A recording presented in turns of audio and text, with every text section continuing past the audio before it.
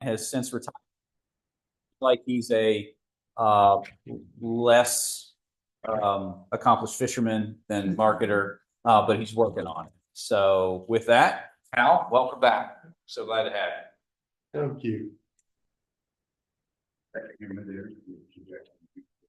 Right, and if I get my screen share, now I'm screen sharing, okay. All right, I have a nice little clip on here, so know it. You guys are really up the game. Well, people in the room and people at Zoom, on Zoom at home, welcome. My name's Hal Hassall. As Jay mentioned, I've been a volunteer participant in this program from 1999 to COVID. And when that happened, Scott and others stepped up and said, let's do it by Zoom. And I'm going, I'm tired, guys. I need to step away for a little bit. And earlier this year, I retired from full-time work. My wife is so happy I have a reason to be out of the house tonight. So thank you, Jay. Yeah, no, she may be putting it on my calendar right soon. So anyway, career transition is something that we all face. Some of us, like myself, have been through it multiple times. I got so good at it that I decided that was my business model. And so I worked the last 15 years in interim jobs intentionally because I could charge them a lot because I had no expectation about a long time tenure. And sometimes I was 1099 and sometimes they got tired of paying my invoice and made me a W-2. And then we would get to an end of the run and I would find new work using the method we're going to talk about tonight. It's a method I call structured networking. On the screen and at the beginning and at the very end, you've got my LinkedIn address. I'd love, if we're not already connected, I'd love to put CTSG in the note so I'll have a frame of reference. And my email address if you want a copy of these slides for any reason after class, drop me an email, okay? So let's get started because I've got a lot to share with you if you're ready to learn. Structured networking. I call it structured as opposed to just general networking because it's strategic. There's a plan, there's a beginning, a middle, and an end. There's a goal, there's measurement. So it is not being tossed by the wind like a dandelion seed. It's like following a path that you put out there. So a couple of reasons why one would want to do this. This is a life skill that I think is vital for dealing with all kinds of changes in our life, not the least of which is finding the next employment-oriented work. The second is tonight I'm going to try to demystify what could be an icky or mysterious method that you've heard about. Oh, JD, just get out there and network. Oh, Greg, go network with this guy or this woman, and you'll find your solution. Well, it comes across mysterious and vague, and I want to try to address that. And I think from what we talk about tonight, and this is a two-way conversation, so folks at home or folks in the room, shout out. If you got questions or want a clarification or you want to challenge me, bring it on, okay? So this is an actionable approach that you can start tomorrow. I've updated my material to give you some reasons why you would never want to do what I'm talking about, okay? Number one, it can be difficult and lonely. It's non-traditional. Traditional basically is going on a job board and uploading a resume or going to an employer's website and applying online. That's difficult and lonely also, but it's more normal and it may have more in your comfort zone, but I think it's less effective. So this can be difficult. It can be lonely. It's hard work. You're going to work at this like you were working at your next gig. Second thing, it's really easy to screw it up. If you're not prepared, you're going to not not just get a 0 on the scoreboard, you're going to get minus points because your personal, professional brand equity is going to suffer. And when someone leaves, they may be going, well, that was a loser. Why did I waste my time? So don't let that happen to you. Okay. It's easy to do this wrong. And thirdly, one must be fully prepared to begin this approach. And if you want to succeed, preparation is a really big part of it. I follow a personal philosophy of the 3 P's in life: prayer for guidance, preparation for a plan of action, and perspiration by getting out there and chasing.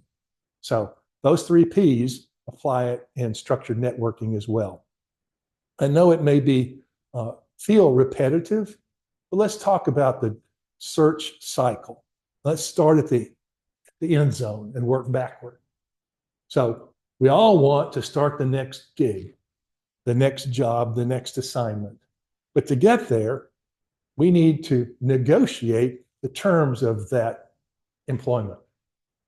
To be in the position to negotiate, we need to have our references prepared and ready to go so that we will pass their muster at the final 10-yard line where they have a conditional offer subject to references and background check. To get to the reference stage, you have to successfully apply and interview. To find the opportunities to which to apply and interview, you need to conduct a search. To conduct a search that actually works, you need to set your personal and professional strategy. And to set that strategy, you need to be prepared. And to prepare for that and set that strategy, you need to know what your personal objectives are. If you don't have a goal, if you don't have a roadmap, any destination is as good as another one. And I think each of us have very intentional needs, very intentional desires. So that is part of the preliminary work before we get into searching.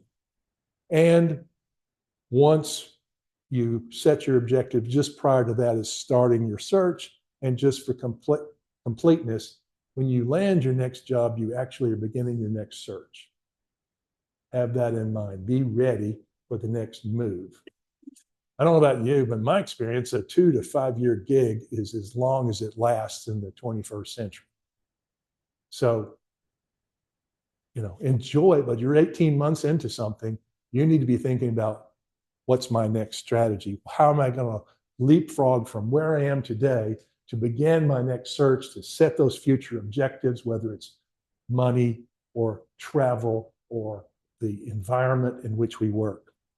Well, most of us start at search without the preparation. And if you do that, you just start searching, you're going to be disappointed. Or you'll just have to take what comes your way.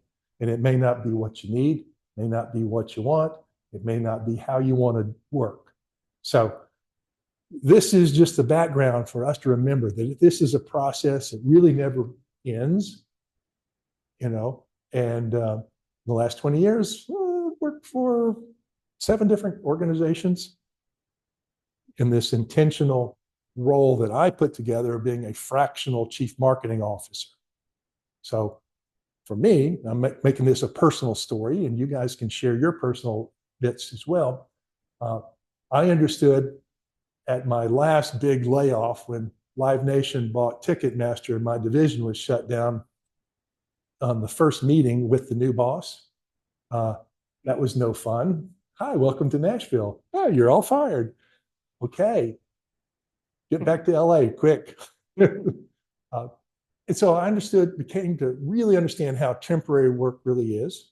And so I made it my business to be able to solve problems on a temporary basis for organizations. And at the same time, I got to scratch all of my itches for role and money and prestige and perks and great people to work with and great missions and business models to develop. So that's how I've approached this, and that's a little bit of a background for you.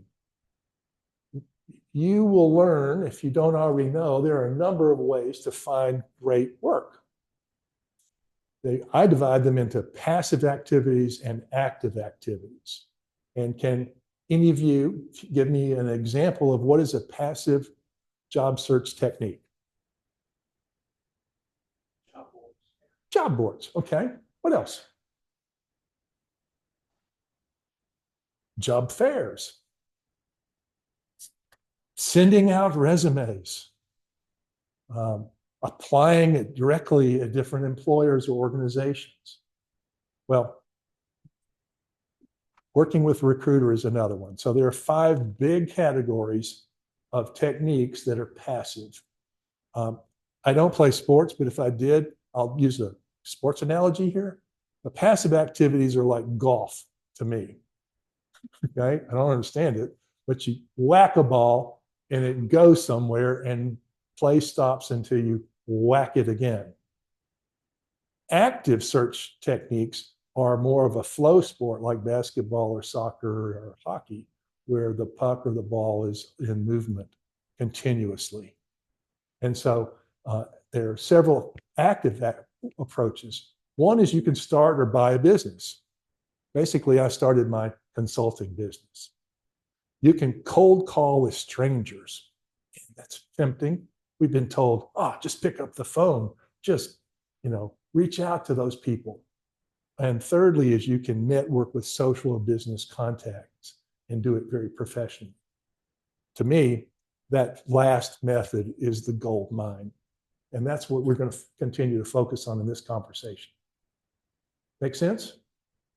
Matt, you can take all the notes you want, but I can give you the slides afterward if that would save your writer's cramp, okay? Recording. All right, I'll live on the internet forever. So what are the benefits? Obviously, I've said it's hard, it's lonely. You shouldn't do it if you're not prepared. It's part of a flow. It's active. It will wear you out. Well, there are several to bring to your attention. The first one is you can discover the hidden job market. And this is especially important for those of us over 50, because it is harder and harder for those of us over 50 to find traditional employment through the passive activity doorway. Another reason, another benefit of structured networking is to help to bridge a connection gap. I am actually 2 degrees of separation from Kevin Bacon. Does anybody know that game about connections to Kevin Bacon? Okay, on LinkedIn, there's one guy I know who's connected to the Kevin Bacon on LinkedIn. So it's networking allows one to close the connection gap. So I could reach out seriously. If I wanted to meet Kevin Bacon, I bet you I could go to our mutual friend, create a relationship, get the credentials, get the approval, and get passed along to Mr. Bacon, which one of these days I might just do for fun. A third one is you can gain expert advice. Some of the best advice we'll ever get in life are from people who don't have a dog in that hunt. My wife's full of advice, but it's filtered by 44 years of marriage. It's filtered by day-to-day, life together. But sometimes the wisdom from a stranger can be game-changing.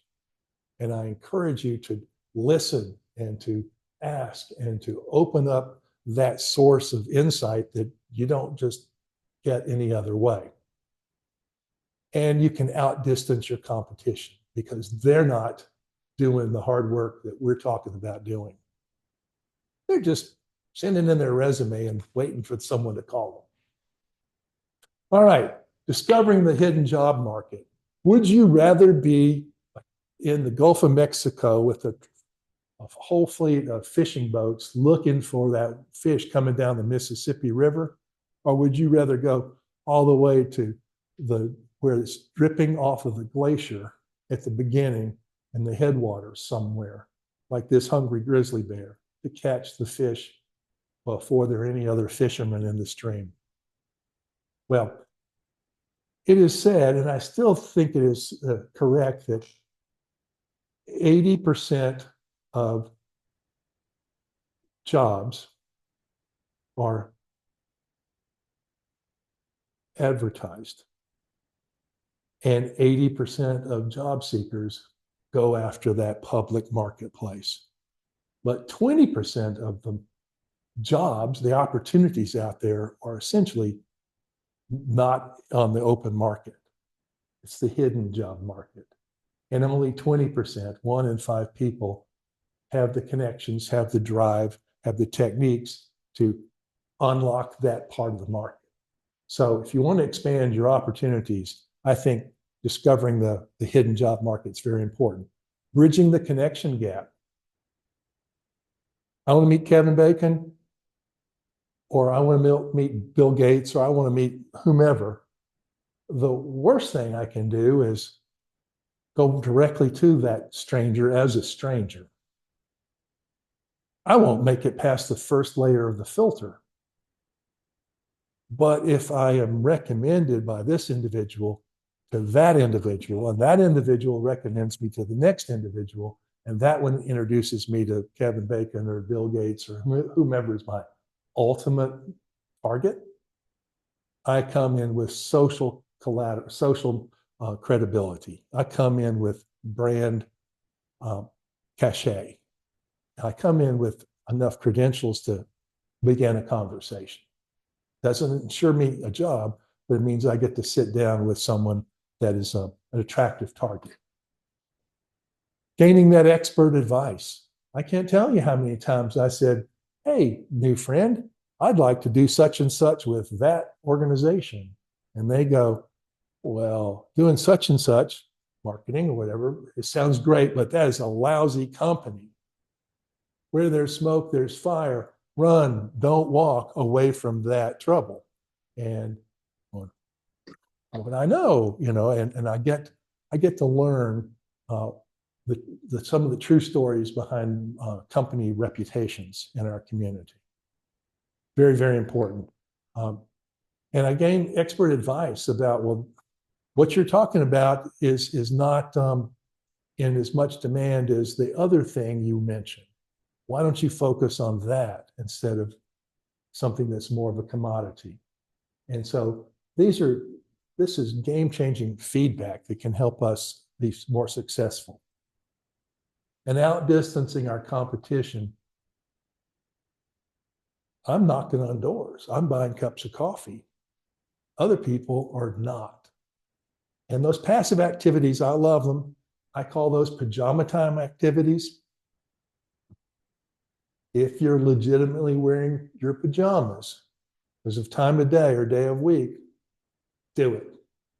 But if it's 9 to 5 on a Monday through Friday, you should be doing structured networking, in my view, if you want to. Time is your enemy.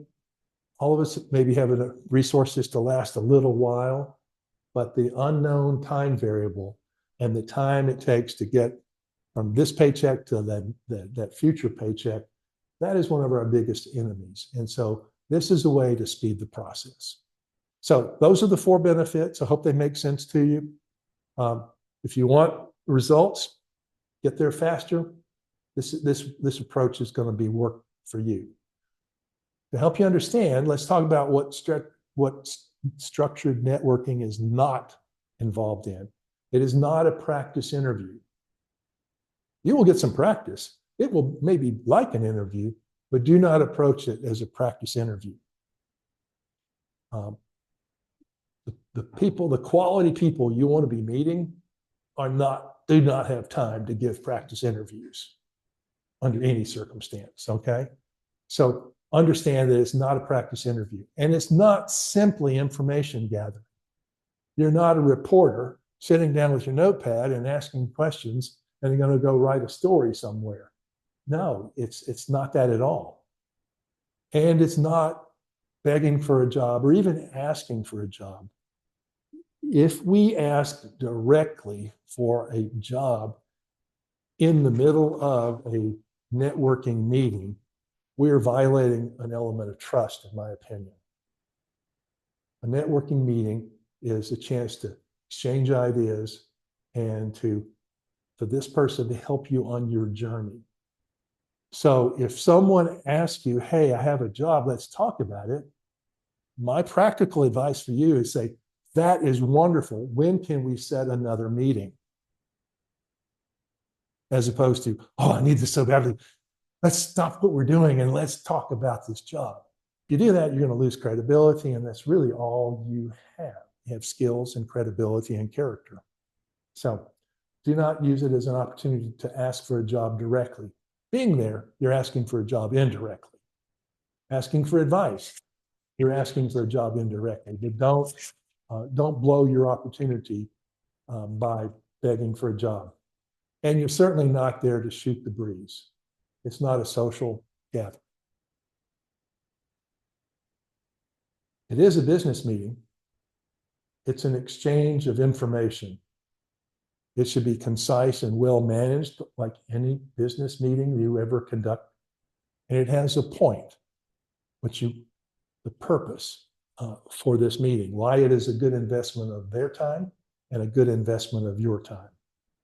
Now let's talk about time. Networking meeting, I find the most effective ones are 20 minutes.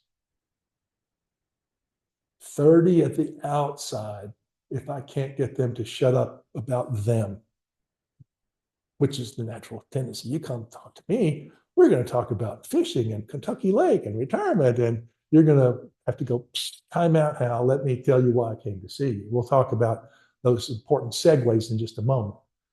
So 20-minute is the goal, 30-minute is the maximum. That means never invite them to lunch. When I was working, I knew lunch meant 90 minutes out of my day. My special sauce of getting ahead in life was to never break for lunch. But when I did, I knew it was 90 minutes to get there for 15, to eat for 60, and to get back in 15. And that is too big of an ask. Besides that, you're buying. Okay? Yeah. This may not be the best time in your family budget to be buying lunches. So don't ask for them. You're working the mornings till midday, and you're working the afternoons till quitting time, doing networking. So skip the lunches. Use that as a time for you to rest, close your eyes, chill out on some Pink Floyd, whatever you like to do to re-energize yourself. Okay? And think in terms of this is a short, intense meeting. Networking, just so you know, has 4 distinct stages. You never heard that before, maybe. The first was you want to have a sounding board. This is where you are practicing your shtick on your friends. They will put up with that less than polished presentation because they are your friends. They also know that you need a job. If they could give you a job, they would have already given you a job. So really, it's a practice session and it's a soft target for you. Okay? And so it is a very important way for you to get your story straight, to be able to articulate what we're going to cover. The second phase is prospecting. That's where you are talking to friends of friends. So that sounding board, those people are going to tell you, hey, why don't you go see Greg and Jay and Scott? And let me tell you why. And that gives you entree to another ring in the social network of life that you now are coming with an introduction. So prospecting is where most of the action is happening. But what you'll find is that you can come back to people you have met in this journey to activate them as an internal cheerleader. Greg and I were talking about Premise Health, and it's a fine organization. And, Greg, you've got an assignment in Department A, but maybe there's a job in Department B or in a different location. And now you can go for that job and turn the people you've met in this earlier assignment into internal cheerleaders running down the hallway saying to the other hiring manager, let me tell you about Greg. He came in here and he's been a whirlwind of good work in our organization. Or maybe you aren't working there, you've just met some people and now you met them in accounting, but your job opportunities in marketing. So the accounting people you've met could be your internal cheerleaders at the marketing department, at the hiring managers there. So be strategic about your thinking. And then lastly, it never stops. This is a reciprocal thing. A lot of people have helped me, and I try to help everybody God puts in my path for the same reason. And, if I get, my wife truly kicks me out of the house and I have to go find something else to do, I may be coming back to each of you for ideas on where to go. So networking truly never stops. Let me give you the secret layout of a networking meeting. It's got 3 parts. Think in terms of each of these sections, these 3 periods of play, like a Predators hockey match. You don't show up and play all 3 periods, you're going to lose. If you understand there are 3 different play periods that you need to move through to accomplish your goal, this is how it starts. The first portion is building a personal rapport with this new friend of a friend. Your goal is to make them into a new friend of yours, as opposed to they always were a friend of somebody else. So you're building that relationship, you're building that friendship. This is a chance to learn about them. You should have at least 2 brilliant questions to ask them. And by brilliant, I mean anything that's relevant. At one time in my life, I was at Country Music Television, CMT, and someone came to see me, bless their little heart, and they come in, oh, Hal, so nice to meet you, and blah, blah, blah. Can you tell me what CMT on the building stands for? And I'm going, God, if I wasn't doing this out of Christian charity, I'd throw them out. So that's an example of a dumb question. A good question might be, you've seen something in the news about that organization. You've done research on that person. If you haven't Googled the person you're about to meet and you haven't read their LinkedIn profile and anything else you can find on them, you haven't prepared. It was one of the things we talked about, is being prepared. So come in with a couple of brilliant questions that will show them you've done your homework, that will be interesting to them because they're relevant questions. They'd like to answer those. And then, understand that they're going to want to talk about themselves because that's their favorite subject or their company. And magic little words are, gee, Hal, that's fascinating. I know you're a busy man. Let me tell you why I came to see you. And that is the most effective, polite segue that I've come up with to get from all about them. And, they want to tell me business strategies and acquisitions and, market challenges and about their career and whatever. I'm going, how do I stop them? How do I get back on the game clock here? We've hit our 5-minute limit. So that little segue is tried and true, and I give it to you for free. The second part of the networking meeting is kind of the core. It is the elevator pitch. In this section, I'll give you 8 minutes instead of just 5. You should start with a very brief, let me say that again, very brief background on yourself.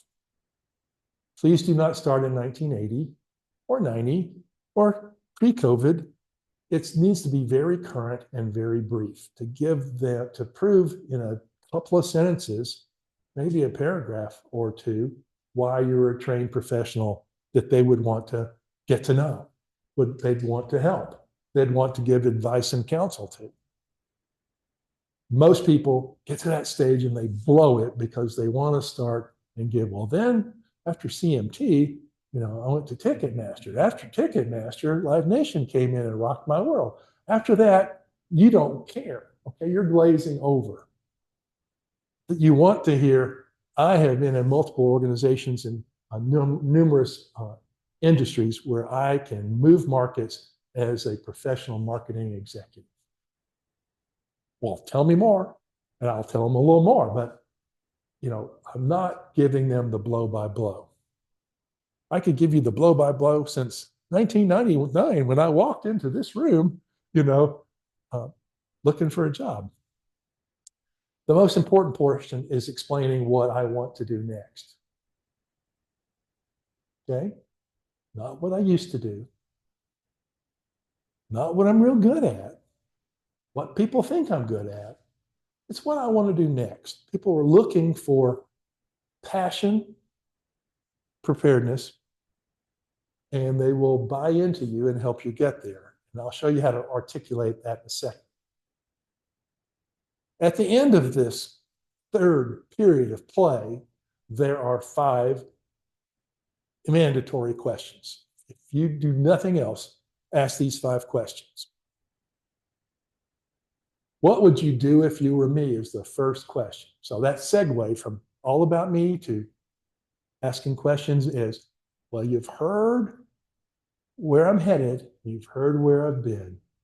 Based on that conversation, Scott, what would you do if you were me? Okay?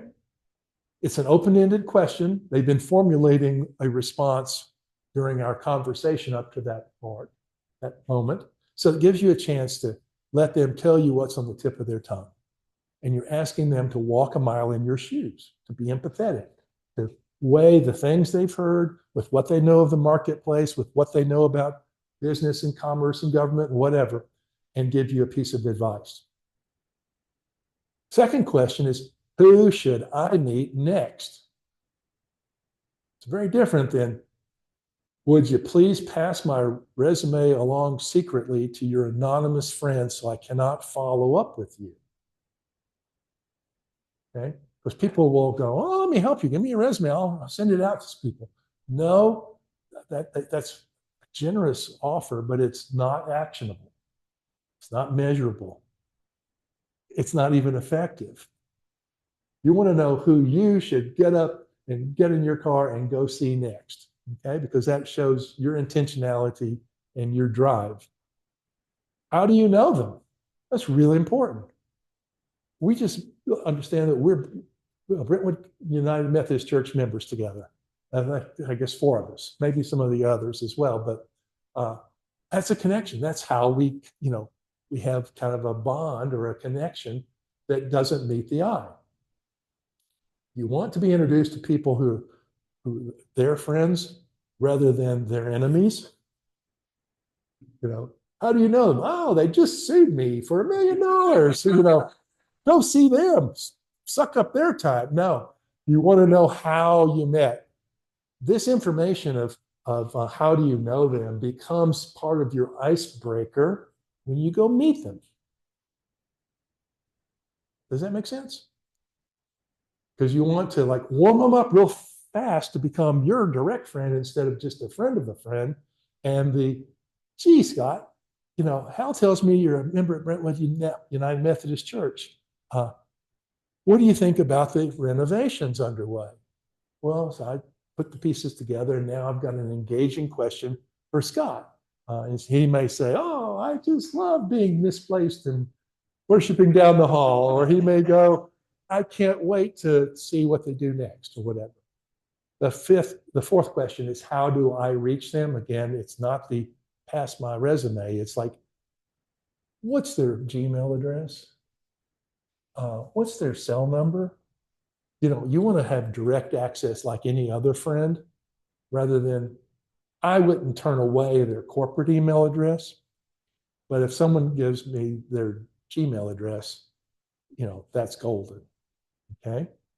And the most important, for several reasons, you ask, how may I help you? Or, you've been so kind with your time, how can I return the favor? The New Testament is full of stories about people who were healed, and the ones that came back to thank Jesus or the apostles are the ones that got written up in the book. The rest of them, just losers and selfish. It's also important because this is how you refill your emotional gas tank. If all you're doing is, please, sir, may I have some porridge? I'm starving here. You're going to be out of gas emotionally very quickly. But if you go, how can we balance the scales as adults in this conversation? And maybe it is not one for one. It could be they're talking about, expansion of premise health, and they ask me a question about fishing on Kentucky Lake. Well, I can answer that question because that's my new hobby. Okay, it may not be apples to apples, but it's in an adult to adult conversation that allows us to balance the scales in that conversation, to thank them and to recharge our batteries so that we can go to the next meeting. Walking in with head held high, no little begging for porridge. Okay? Any questions before we move on? All right.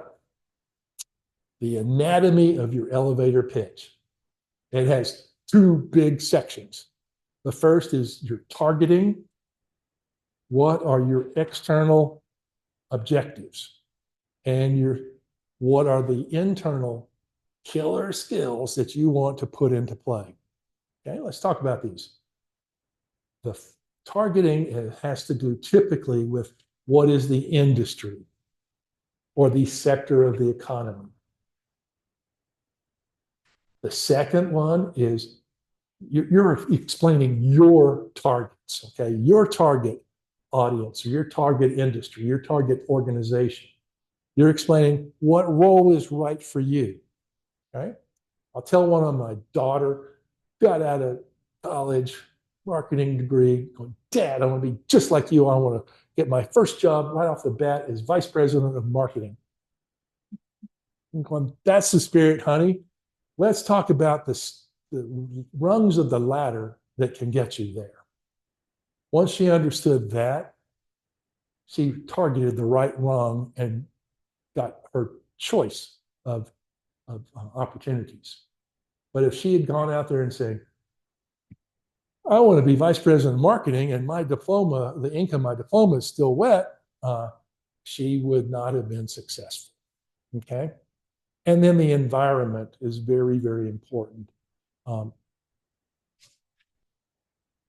is the culture? What is the size? What is the personality? What is the complexity? What is the speed at which the organization moves? I don't know about you, but the older I've gotten, those things become much more important than the industry or role. Do I want to spend a portion of my life with these people? And so I have found in my journey that small, well-funded startups are where all the action is. And we move, quickly. And the decision-making is a very short chain of conversation. And the results are evident immediately. If you wanted to kill me, please put me in a Fortune 500 company. Okay? I would die, because I've been in Paramount, Viacom in the past. That was a little CMT was part of that big fish. And our worst competition was not anybody in the marketplace, anybody anywhere in the world. It was other divisions. We were fighting for resources. We were stabbing each other in the back. We were sabotaging each other's business for some strange reason.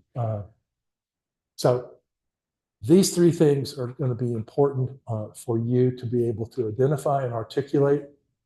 Match with that, what are your signature skills? And I have found that organizations only spend money on people, as in payroll or contractor, fees, if they drive revenue up, they drive costs down, or they solve complex problems. There's a fourth one, not in my wheelhouse. It's called reducing risk. I'm the marketing guy. If I don't get you sued, I'm not doing my job. But there's legitimately a fourth one. So there are walks of life and insurance and law and actuarial science and whatever, where reducing risk is very important. So I add that one as a free category, but the main three are how you reduce cost, how you drive up revenue, and how you solve problems. And when you are in that meeting and you are in the 6 minutes you've reserved after you told them all about your background in 2 minutes or less, here's your formula. You'll walk in with A, B, C, 1, 2, 3. That way you won't forget when you're getting nervous or you're on the spot or the spotlight comes to you. You can remember, okay, ABC, that's the industry, that's the role, and that's the environment or culture. And then, oh, what are those three things I'm really good at that people want to spend money on? Something about driving revenue, something about driving costs, something about solving problems. Those are the 1, 2, 3. So you're giving them the setup of ABC, that you're targeting the external part, and the three things that it's a day without sunshine if you aren't doing those. And you carefully pick those because they matter to organizations. I discover and drive markets. I am a highly efficient spender of marketing and advertising resources. And I solve complex problems by establishing brand equity and brand awareness for this startup company or whatever. Your story is your story, but these are the parts. And as you walk out, these are the 6 little fragments that will be attached to you like a tag cloud, which is all they're going to remember if you do a good job about you. Those 6 things. And they go, A, B, C, 1, 3. They'll probably figure out, that you've planned this. After the meeting is as important as during the meeting, which is as important as before the meeting. After the meeting, please record what you learned, who you met, and score those prospects. I have found when given a list of, well, think about this. If I go meet 3 people tomorrow, each of those 3 people are likely to give me 3 more people. I go meet those 9 people. They're all about to give me 3 more people each. So that's another 27. And pretty soon you've got you got 100 in just a couple of this journey, this couple of miles on this journey. So I encourage you to score those prospects. Not every friend of a friend that's recommended to you is going to be of equal value or pertinence. I use a really simple method: temperature and relevance. And yeah, Matt, write this down because it's not in the slide deck. Okay. Temperature has to do with the degree of emotional connection. A friend is much warmer than a friend of a friend, and a friend of a friend is much warmer than a friend of a friend of a friend of a friend. Get it? So the closer you are to having that made your personal acquaintance or your friend, as I'm calling it, the warmer the temperature. So I use a 1, 2, 3. Relevance has to do with this friend. Are they highly relevant because, in my case, they're a CEO or an investor? In your case, they might be a hiring manager. A 2 might be someone who's in the right company or industry. They're not the hiring manager at your dream job, but they're the right company or the right industry. And the third category is they can barely fog a mirror in relevance. My late mother would meet with any of you anytime. She would love you, but she's not relevant to your search. Okay? That's not a put down. It just means life is short. You've got to move fast, and you might as well swing for those that have the highest average score. So I might take a friend who is a high temperature and a medium relevance over someone who is a friend of a friend and low relevance, and so forth. So you have to make some choices because time is your most finite resource. Follow-ups, please thank everybody. A handwritten snail mail thank you note stands out amazingly, but an email thank you note is fine. And you want to be able in that follow-up email to confirm the details. Okay, you said to contact Hal Hassall. Exactly how do you spell his weird last name? I bet that will screw up my email because I don't know exactly, is it ALL or ELL? So you can verify in this follow-up the phone number, the name, the spelling, the company details. And unless they told you, get out of here, come back around, periodically. If you want to get a highly coveted secret connection out of the bottom drawer, hermetically sealed, you come back with your success on the first 3 quests they gave you. Yes, Matt, I have slayed the dragon, I have saved the villagers, and I've rescued the princess. Now, Matt, you qualify to pull the sword out of the stone or whatever. And so coming back around, if you have a success or a true feedback, is a really good way to get to the next level of contacts. And then set your appointments, repeat the process. I would encourage you to strive for 3 of these meetings a day. You'll be exhausted, but you'll be outdistancing your competition. You'll be, getting to the hidden job market. You will be building bridges. You will be getting priceless information. So set appointments. Mistakes you can avoid. I should say never, never, ever, ever in front of all these, but let's just say, please don't send your resume beforehand. Why? Anybody have a guess? Jay, I'll even take one of your guesses. I would say you're sort of presupposing what the conversation is going to be about. You don't know which resume you're going to send them.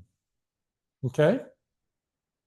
I might have a healthcare, I might have government, I might have education, I might have, manufacturing. I might have different stories of the same me and my same killer skill set that I want to tailor to the opportunity.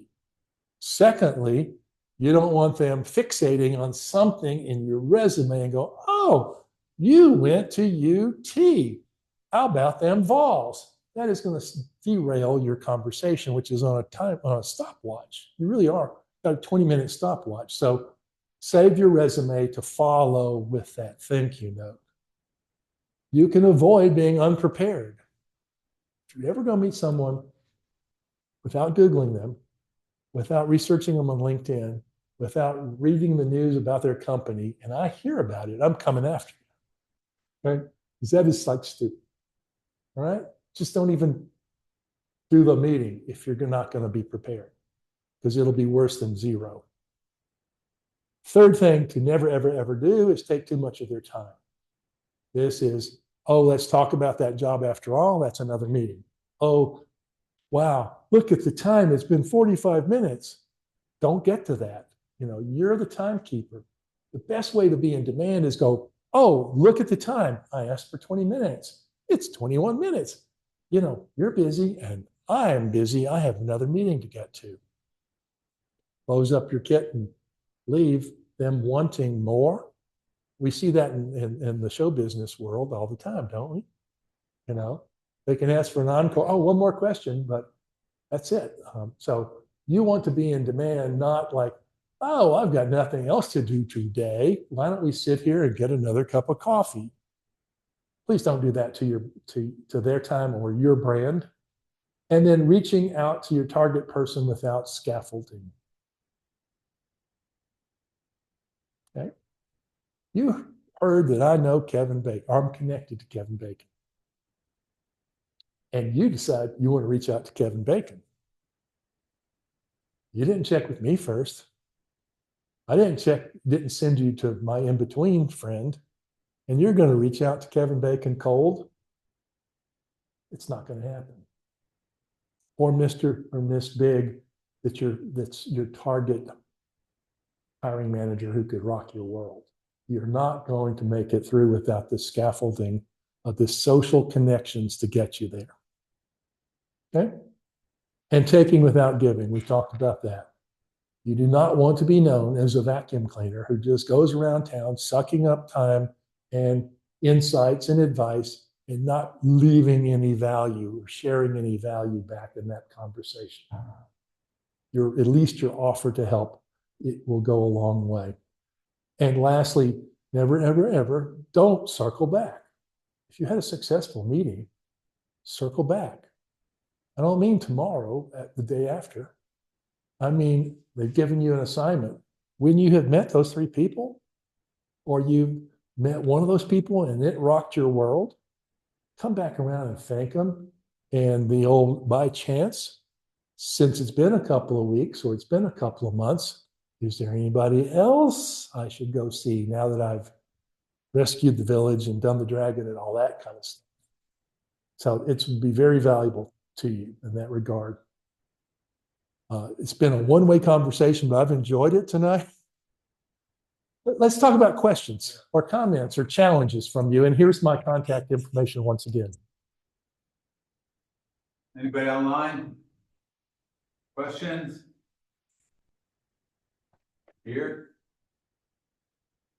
Yeah, what, when you're told to follow up, when it's suggested you follow up with a decision maker, CEO or somebody who could, Rock your world. Yeah, that's the best way to put it. Is it, do you suggest, what do you usually try to do? Hey, do you want to meet me for coffee? Well, I hate coffee and I don't know any coffee joints around town. That's me. So if I have to say to somebody, oh, let's grab some coffee, it's like, and then they go, okay, where do you want to go? And I'm like, but is meeting at somebody's office okay? Okay. There's a couple of ways to answer Sorry that. about that. The first way to answer that is a meeting in their office is A-okay.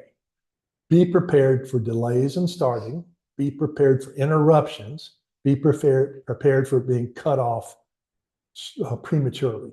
Because all those things happen when someone comes screaming in the door and their hair's on fire and this decision maker needs to attend to it. Okay? That's fine. You learn a whole lot about that organization, not only meeting that individual, but meeting that individual in their place of business. What's the attitude look like? When I was part of that Ticketmaster organization, a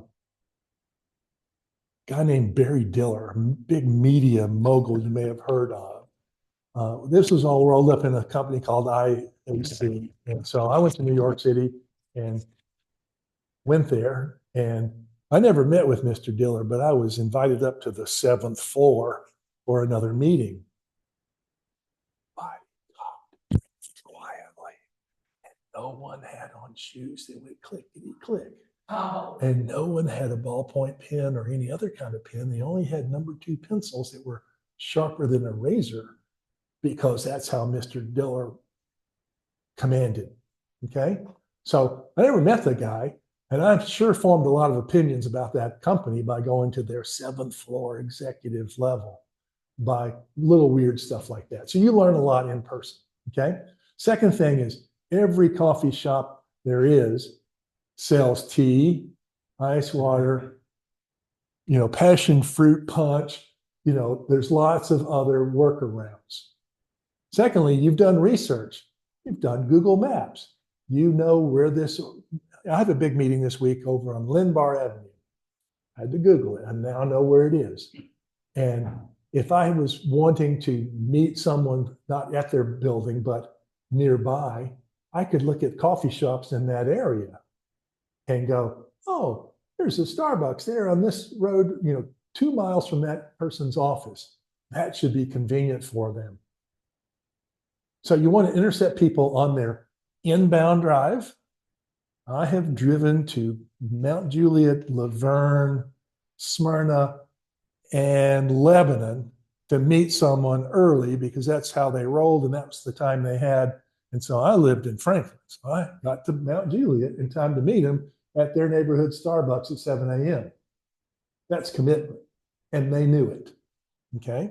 So you can research on Google Maps where are there places to meet near them if that's your plan. So oftentimes you can find them on the way in or the way out, or their office or their place of work during the day, other than at lunch hour. Make sense? And you don't have to drink coffee. You can just like, oh, I'll take an herbal tea, please, and sit there and sip it while you're conducting this business meeting. It's really just a prop for you. Okay. Another question. You mentioned the thing about don't send your resume ahead of time. What if they ask for it, or what if you ask for so and so to make an introduction? Sorry, I was asking a question. Hal had mentioned don't send your resume ahead of time, but what if someone asks for it ahead of time, or what if the common sort of connection that's making the introductions like, hey, send me your resume and I'll send it to them. How do you think you handle that? That's a gift horse. You don't look a gift horse in the mouth. You say, okay. But if you've got a way to manage that, you really want to come in as a friend of a friend at this business meeting, this exchange of ideas, looking for advice and counsel. And if they want your resume, great. They may not need your resume because they're not going to hire you. They're going to go, oh, yeah, this guy's in banking. Let me send him to, my sister over at Old National. Let me send him to Jay. Let me send him to somebody who's in the banking industry, and I'm not, and I don't need your resume to be able to make that kind of introduction if you've made a good impression on me. Okay. Hope that makes sense. Yeah, absolutely. What if I want to work for a certain company, but I have no contacts and I don't know who I need to talk to in that company? How do you, use your network to get in? Well, Steve, here's what I would do. I would go, let's just use Premise Health, because this is, where Greg's now got a new assignment. I would go to LinkedIn, I would look at Premise Health, and I would go, oh my gosh, there are 3 little heads popped up on LinkedIn that give me some kind of point of connection with Premise Health. And that's like a first degree. And it may be that, well, I know Hal, and Hal knows somebody at Premise Health. Okay, so that's a second degree. And that's about the effectiveness of LinkedIn unless you're on a paid plan. So you can go look at the company. You can see who in your social network is connected to someone in that company. And back to that relevance score, they may not be number one hiring manager, and I may be a marketing person, but I have a connection, a friend of a friend that's in accounting or finance or manufacturing or whatever. I'll take that meeting because I'm interested to learn their view about that organization. And if they were impressed with me and I was impressed with them and their organization, I might ask for, who in your organization should I see next, as opposed to just who in the world I should go see. Does that work for you, Steve? Yes. Okay. Matthew, what's your question? You have to have one to get out of the room. Well, I'm actually kind of similar to what Matt said. I'm still working. I'm just looking to make a change and change my career in the organization that I'm working with. So I am still working full time. And you kind of answered it with the early morning or the afternoon meetings. But you have any suggestions on alternatives to coffee in the evenings? Nope. If you ask for adult beverages in the evenings, you're buying, and it maybe sends the wrong signal, especially if you're female. Okay.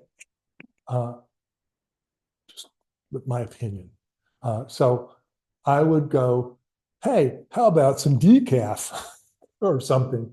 Because you're working, not only do you have a time commitment elsewhere that you've got to work around, so that may mean that may mean your thing is, who can I go meet between 6:30, 7:30, or 8? And that's where you stack up your appointments. It could be that the afternoon commutes and whatever are too complicated. Second thing is, because you're working, it may be you're a little more on the down low than others of us. Very much so. Okay. So you need to keep that in mind. And you need to approach that. And you may even position a networking meeting as this, I'd like to have a confidential meeting with you. Okay. And you're setting the stage. Confidential. Oh, I'm excited. What does that really mean? It means I'm currently working, but I'm looking for my next opportunity. Right. Oh, okay. Lips are sealed. You have to ask a question before you can leave. I'm sorry, I don't know your name. Melissa, welcome. Thank you. Thank you. I don't really have a good question for you. There are no bad ones. I mean, for him, it's like, that's really a tough environment. Be able to do it in the morning. What Okay, about maybe- lunch? We're very structured and rigid on our lunches. Possibility, but to keep it on the down low.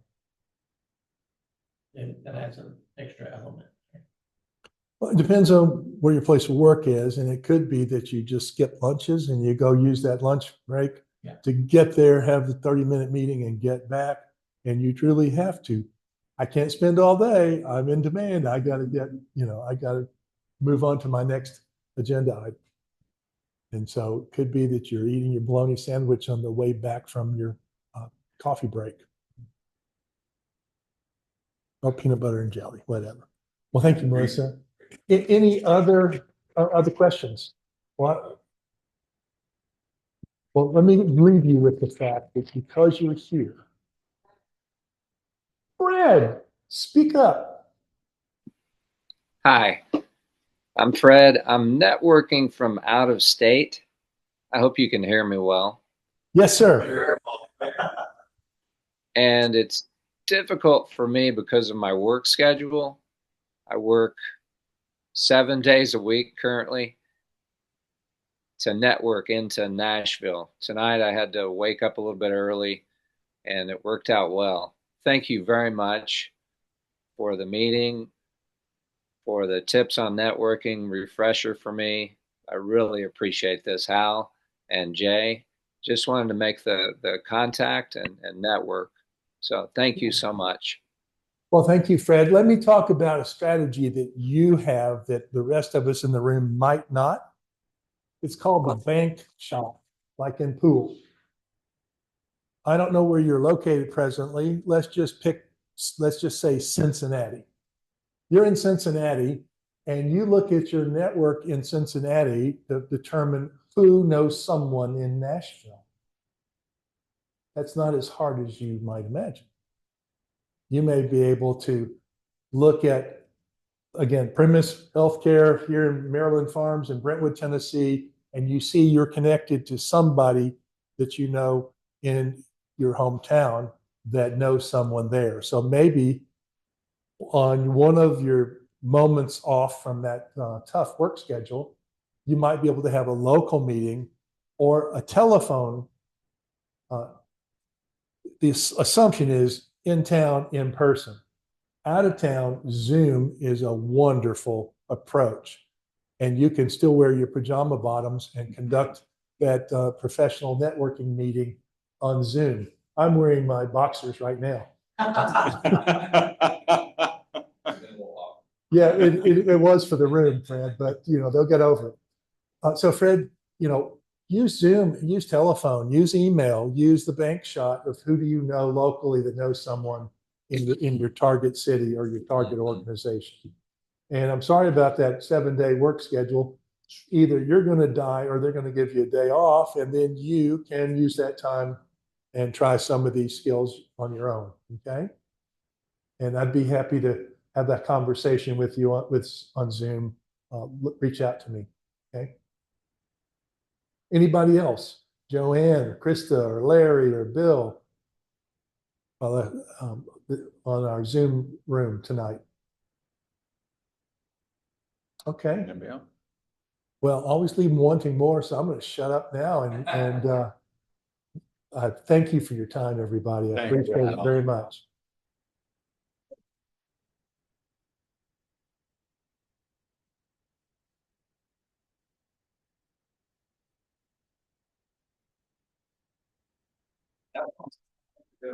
I don't know about awesome. It's scary. It's hard, but each